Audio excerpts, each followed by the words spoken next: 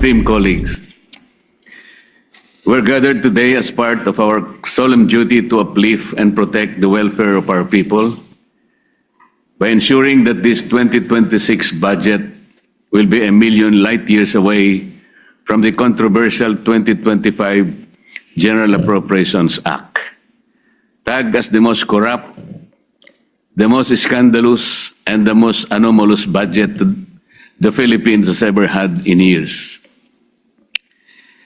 Mr. President, my no vote is anchored on concrete audit findings, fiscal patterns, and policy distortions surrounding various financial assistance programs or ayudas.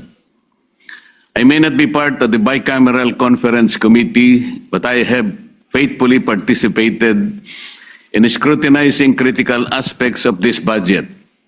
From the committee hearings, sinamahan natin ang napakasipag nating chairman of the Finance Committee, Senator Sherwin Gatchalian, hanggang sa isa lang na dito sa plenaryo ang committee report. Let me be clear at the outset, Mr. President, I voted in favor of the Senate committee report. I supported our Senate version because it reflected hours of rigorous scrutiny during committee hearings and plenary debates, where we collectively tried to correct the mistakes of the past, particularly those that plagued the 2025 budget and the corrupt and rotten system that gave birth to and proceeded from it. However, come the bicameral conference committee deliberations, tila bumalik sa dating forma ang mga alokasyon na maingat nating binantayan. I commend the move of both houses in acceding to the call of the people to have a transparent and open bicameral conference, and in giving the largest allocations to education, health, and agriculture as mandated by our Constitution. Yet despite these praiseworthy actions, it seems that we have let our guards down in deterring provisions prone to abuse and political patronage. Mr. President, I am not against helping the poor. I have always fought for them. The state has the constitutional duty to assist vulnerable sectors in pursuit of social justice. But after decades of pouring billions into short-term assistance, we cannot deny that the current system of socio-economic interventions is not lifting out our people from poverty. It is merely managing it, and poorly at that. From the start, I have repeatedly expressed my position on the proliferation of ayuda programs. No matter how noble our intentions are, Mr. President, the outcomes fall short of what we envision. After years of pouring billions into short-term assistance, the hard truth remains. The lives of our people are not improving. Worse, the number of Filipino families who consider themselves poor continue to rise. The data are unmistakable, Mr. President. The September 2025 Social Weather Station survey revealed that 50% or at least 14.2 million Filipino families consider themselves poor, 1% higher than the 49% previously recorded just 3 months earlier. In 2024, the annual average for self-rated poor families stood at 57%, while both 2023 and 2022, the average was 48%. Even more alarming, as of November 5, 2025, about 22% of Filipino families experience involuntary hunger, going hungry with nothing to eat, at least once in the past 3 months. The highest level recorded since 1998 outside the pandemic. Mr. President, these are not abstract statistics. These are lived realities. And they beg the question, if ayuda is working, why are more Filipinos continue to be hungry and poor today? AIX, MAIFIF, TUPAD, samut-sari na ang naimbentong dagdag na listahan ng mga ayuda. Iba't ibang termino rin ang nagagamit. Ngunit patuloy lamang itong naabuso at nagagamit pampolitika. At hindi ito haka-haka lamang, Mr. President. Ang Commission on Audit na mismo ang nagsabi, noong 2024 COA Audit Report, binatikos ang 4.157 milyong AIX disbursements na inilabas kahit kulang ang mga dokumento. Ilang DSWD field officers din ang nag-ulat ng mababang utilization rates. Non-compliance sa payment schedules at weak validation ng mga beneficiaries, creating serious risks of overestimated targets and improperly screened recipients. COA further reported a duplication between AIX and ACAP, allowing multiple availments by the same beneficiaries, assistance granted to above minimum wage earners and college students, repeated assistance within short periods from different offices, and the non-implementation of 168 out of 288 prior audit recommendations. Yet here we are again. The Bicameral Conference Committee has finished off with the greater budget for the AYUDA programs, including an additional 4.8 billion for AIX, bringing the total to 63.9 billion. A total of 22.44 billion for TUPAD, after the Senate has deliberately reduced it to 13.08 billion, or third reading from the House proposal of 21.03 billion. The revival of MyFIF at 56.6 billion, despite the Senate's earlier attempt to shift to zero balance billing to curb politically mediated medical assistance and push genuine universal healthcare reform. And the insertion of 10 billion for the presidential assistance to farmers and fisherfolk, despite its deliberate removal under the Senate committee report. These four AYUDA reforms or programs alone, now totaling 147.9 billion, are just among the many other discretionary assistance programs. The same pattern emerges in the restoration of unprogrammed appropriations. After initial assurances that these standby funds would be scaled back, the bicameral committee reversed its course and restored unprogrammed appropriations to 243.4 billion, even higher than the House-approved level, as far above the Senate's reduced version of 174.55 billion. This is recklessness. Mr. President, when we place massive increases in AYUDA and standby funds side by side, a troubling picture emerges. We are expanding both the soft channels of political patronage and the fiscal backdoors that allow them to be financed, all while claiming to pursue reform and discipline. This is impunity. Mr. President, other countries show us that assistance can be productive and empowering. Vietnam, for example, focuses on livelihood-enabling support, such as boats and fuel subsidies for fisherfolk, rather than endless cash handouts that foster dependency. Yet in this bicameral report, we doubled down on unprogrammed funds and lump sum assistance instead of redirecting resources toward long-term solutions for food security, jobs, education, and healthcare systems. The Philippines can take it a notch higher by enhancing the implementation of our electricity lifeline rate. Senate Bill number 63, one of my priority bills, Mr. President, aims to exempt all household consuming 200 kilowatt hours of electricity or less. A median of about 1,750 pesos for 5.5 households will only cost the government an estimated 115 billion pesos per year.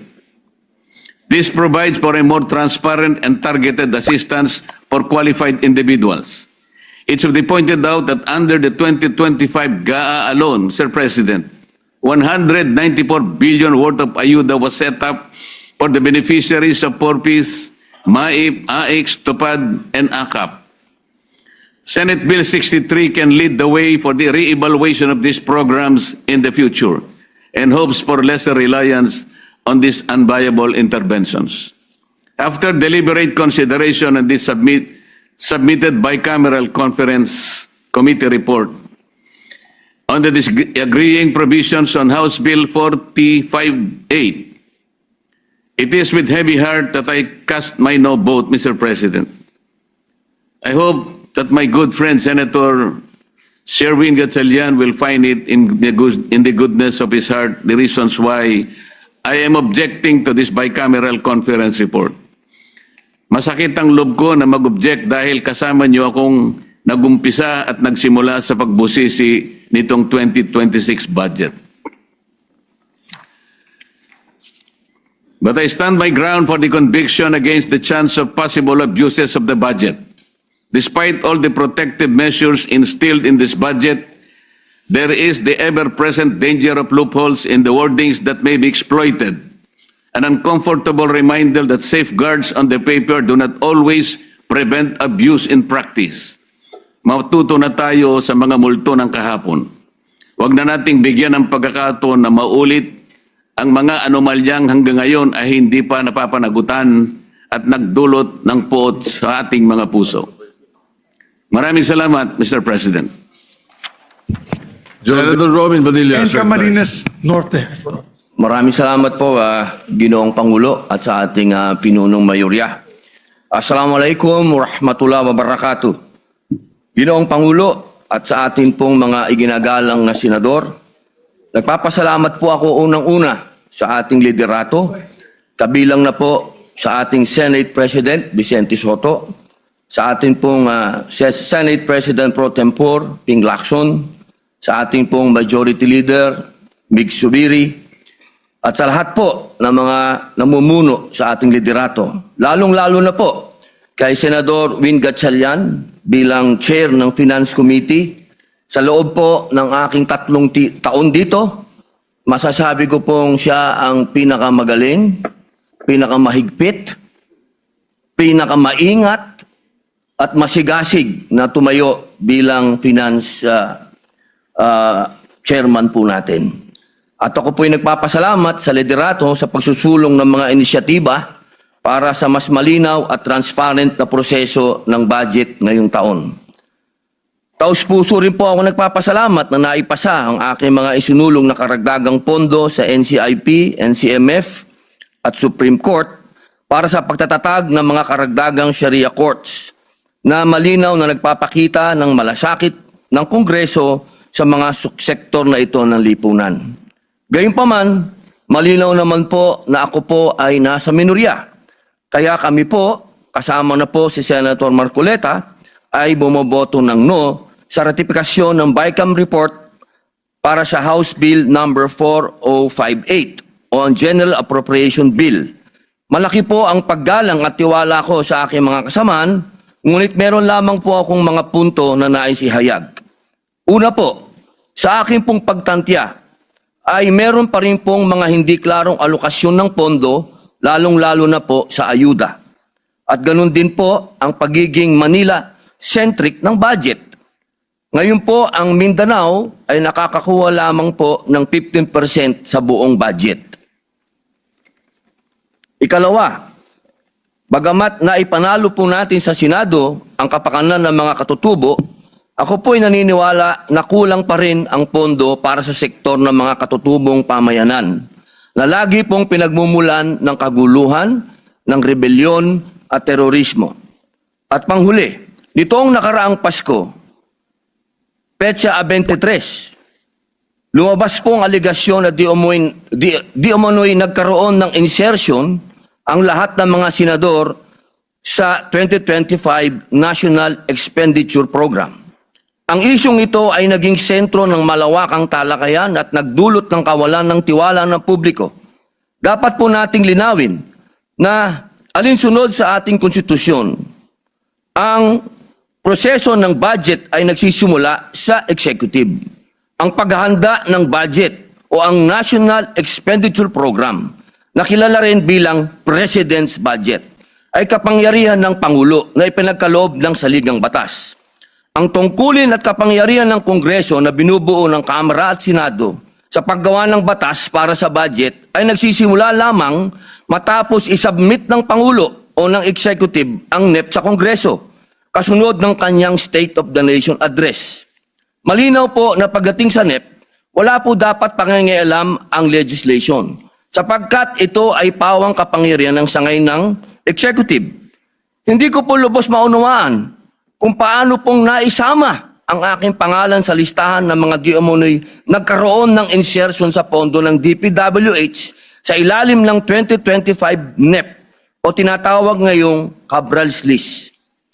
Ginoong Pangulo, napakasakit po nito sapagkat ako po sa panahon na yon ang presidente ng opposition party na sa kalagitnaan po ng kampanya at eleksyon ay nailagay po ang aking pangalan dito.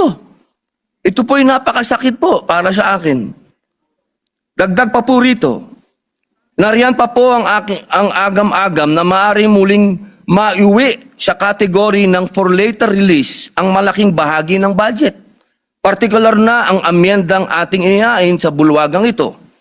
Halimbawa po, sa ilalim po ng 2025 General Appropriations Act, nagkaroon po ako ng iba't ibang amyenda para sana sa mga proyektong makatutulong sa mga tao at lahat po yun ay nag-umpisa na magmula pa po noong 2023. Sana po, ay hindi na po ito may FLR, pero ang balita po, yun daw pong mga hinog, kami po yun, yung opposition, yung mga hinog, ay mga FLR uli.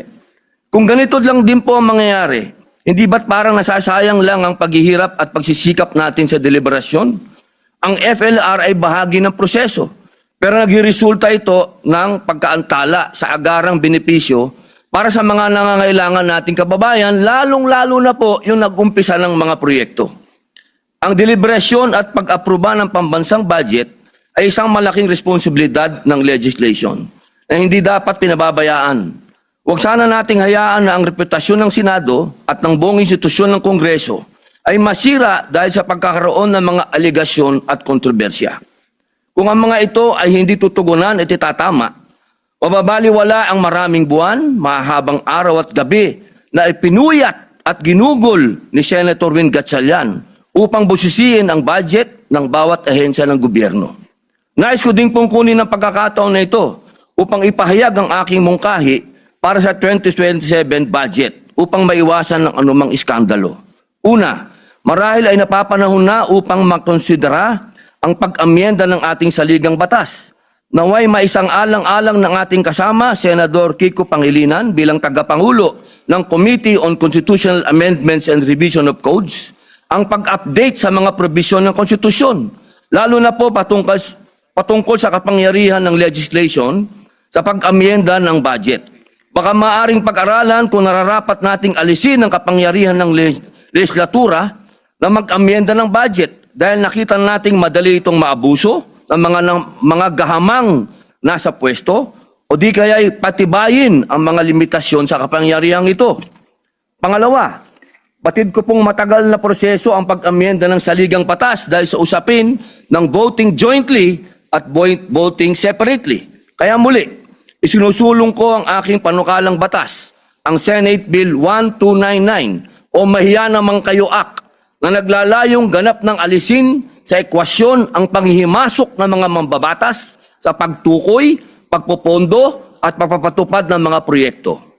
Dahil po sa mga nabanggit na kadahilanan, ako po ay bumoto ng no sa House Bill number 4058. Hindi po ibig sabihin na baliwala lahat ang hirap ni Senator Gatchalian. Ako po'y saludo sa kanya. Ngunit, kailangan pong ibigay ko ang boto na ito para sa taong bayan. Maraming salamat po. Majority Leader. Thank you very much, Mr. President. Mr. President, may I be recognized as well to just give a short explanation of my vote? Yes, you may do so. Thank you, Mr. President. Unang-una, Mr. President, ako'y bumoboto ng oo, dito sa ating panukala na national budget dahil ako'y naniniwala sa ginawang mga tamang hakbang ng ating chairperson ng Committee on Finance. Hindi naman po hindi naman siguro, Mr. President, nasabi natin na mali mag-intervene ang isang legislator para sa kanyang bayan o para sa kanyang probinsya kung tama naman po ang advokasya at tamang paraan ang paggastos at walang kickback, Mr. President.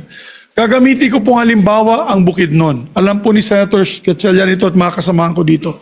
Noong ako'y po'y nahalal noong 2016, yung Bukidnon was in the top 10 in terms of poverty incidences in the country. Top 10. Hiyang-hiya po ako bilang isang senador. So ano pong ginawa ko po? Ako po, under your leadership, tayo po ay nag-amenda ng ating national budget kung saan naglagay po ako ng dagdag eskwelahan sa ating probinsya. Extension campuses ng Bukidnon State University, extension campuses ng Central Mindanao University, at nagdagdag po ako ng 17 TESDA training centers buong Bukidnon po. Because of that intervention, including the needs of the farmers, ang ginawa po namin, halos lahat ng farm to barangay roads ay sinementohan na po namin na dati sa isang barangay, Barangay Kisawa, Kibawe, Bukidnon, it used to take me a day and a half to get there. Ibig sabihin, pag lakad po namin galing sa poblasyon, walang kalsada po, akit po kami ng malapit sa Mount Kalatungan Range, dun sa amin sa Bukidnon. Dadaanan pa namin yung Pulangi River, Mr. President. Alam niyo po, pagdating ng gabi, tigil na po kami, Mr. President, sa isang purok dahil hindi pa kami makakaabot sa barangay. Ganong kalayo. Ngayon po, nalagyan po namin yan ng tulay, may karsada, at ngayon po, 20 minutes na lang, 20 minuto ang biyahe galing sa poblasyon, Kibawe, papunta ng Kisawa, which is boundary of North Cotabato, Mr. President. Because of that, the farmers are happy. Masaya po yung mga magsasaka. Sila po ay tuwan-tuwa dahil dati 2 piso kada kilo ang ginagastos po nila para sa habal-habal, yung tawag na yung Skylab. Yan yung motorsiklo po na may patungan na kanilang sako-sakong mais. Ngayon po, 20 centavos na lang po per kilo dahil truck na po ang pumapasok sa kanila. And it is verified by no other than the chairman himself.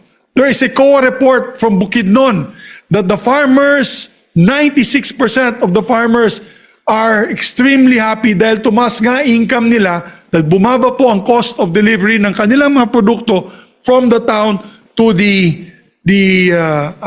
market centers. Mr. President, hindi naman sa pagyayabang, gusto ko lang po ilagay on the record, wala na po kami sa top 10 in terms of poverty incidences in Bukidnon.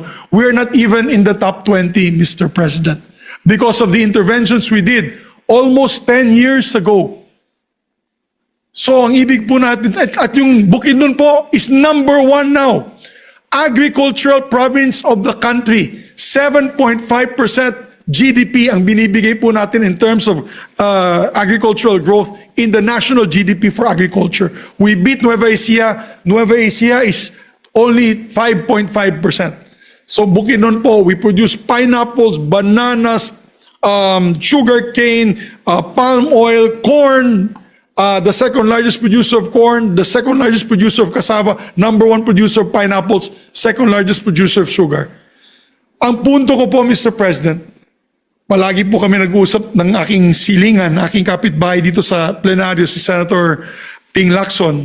I always say, basta tama po ang paggawa ng project at tama din po ang pag-amend sa batas. Ibig sabihin, ang amendment sa ating national budget, hindi po ghost, hindi po peke, hindi pong walang dokumento. Kaya po ako'y sumasaludo sa kay Senator Sherwin Gatchalian.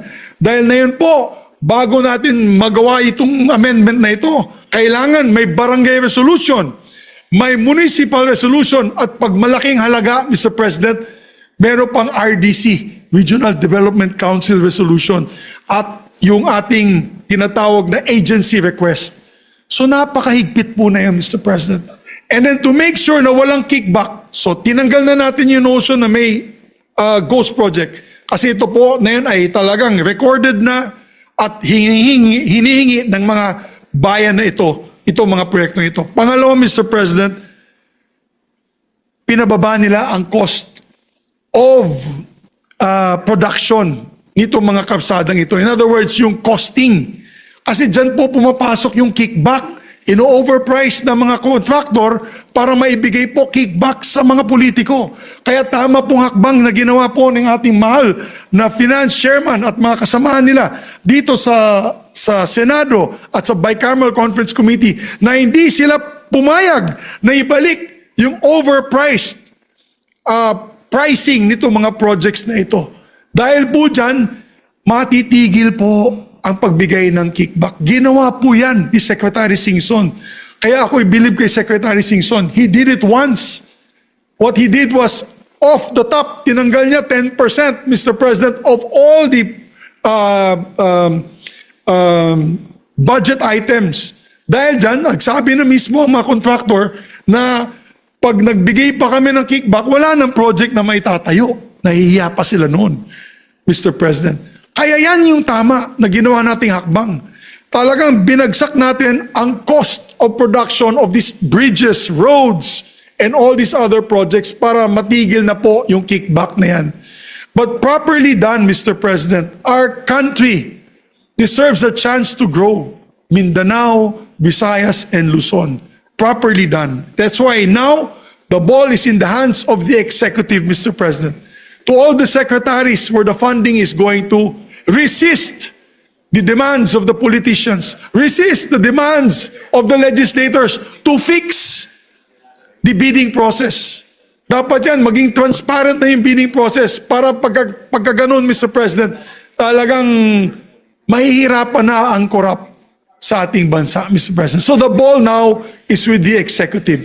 And I hope that these new measures that we have put in place in the budget process will be carried over in the next Congress, Mr. President. We have 2 years to go in the 20th Congress. I'm hoping, and I know while we are still there, the good Senate President, myself, the Senate President Pro Tem, the leadership of the Senate, we will make sure that this will be the new norm for the 20th Congress.